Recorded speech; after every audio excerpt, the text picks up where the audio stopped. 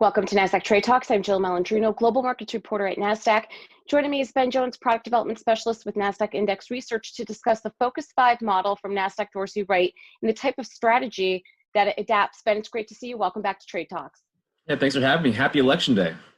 Happy Election Day. I have my red, white, and blue on in honor of it because it is a very important day. So specifically, let's talk about the Advisor Perspectives article highlighting the Focus 5 model from Nasdaq Dorsey, Wright. Tell us more about that.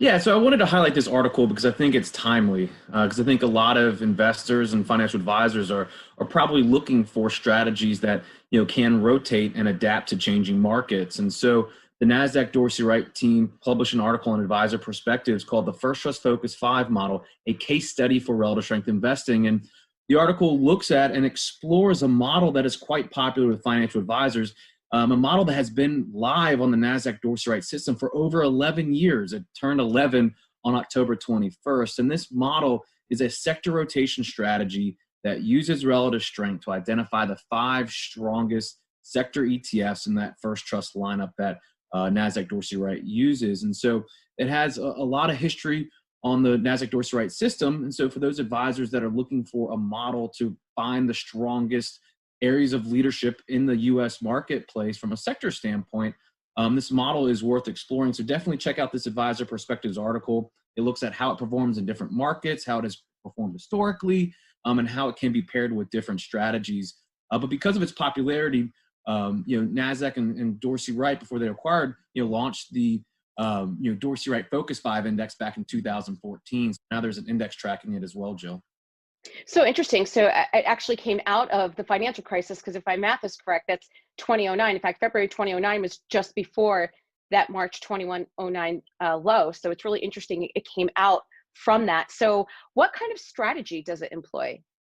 Yeah, so it employs a strategy that uses relative strength, right, which is a form of momentum.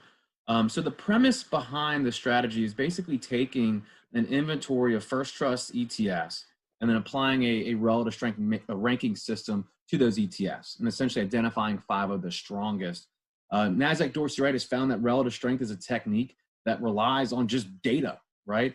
It doesn't rely on kind of any emotional or subjective inputs that you might see from other traditional data sets that might rely on kind of other forms of analysis. So it's rules based, and it's based off of momentum.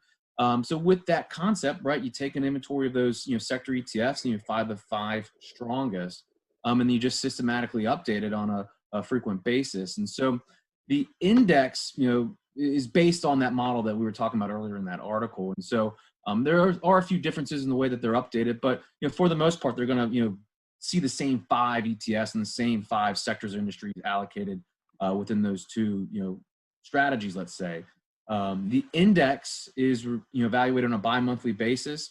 So you'll see changes occur, let's say 2 times a month potentially. Doesn't mean you'll see a change every month. So if we look at the strategy today and look at the index, you can see where it's allocated to. It's allocated towards technology, right? You can see exposure to, let's say, internet with the FDN position in there. You can see exposure to the First Trust Technology Alphadex Fund, FXL. So there's a healthy bent or tilt and overweight towards technology, but you can also see exposure to, let's say, transportation, right? As well as consumer discretionary. I think that's important because that's the allocation today, but the key is that it can adapt and can rotate in the future. And you saw that in the last presidential election, where the strategy actually rotated in November 2016. You saw the index adjust to changes in the marketplace. And in 2016, the index rotated out of consumer discretionary and out of consumer staples and into technology and into industrials. So if we see the market change or changes rather, going forward after this election, you could see this index change as well based off of changes in market trends and leadership. How well has the Dorsey Wright Focus 5 performed? Yeah, so if you just look at the past year, right, so the trailing 12 months, you can see that it has performed well, right? It's been outperforming, let's say, the S&P 100 by about 5%. So it's up about 15% on the trailing 12-month time period versus 10 for the market.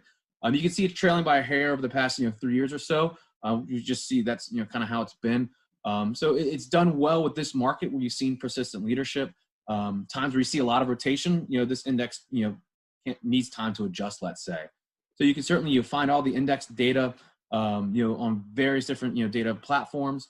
If you're looking for more information about the model itself and with data and performance going back to 2010, definitely check out that Advisor Perspectives article, as well as the Nasdaq Dorsey Wright subscription, where you get access to research and access to the model signals as well.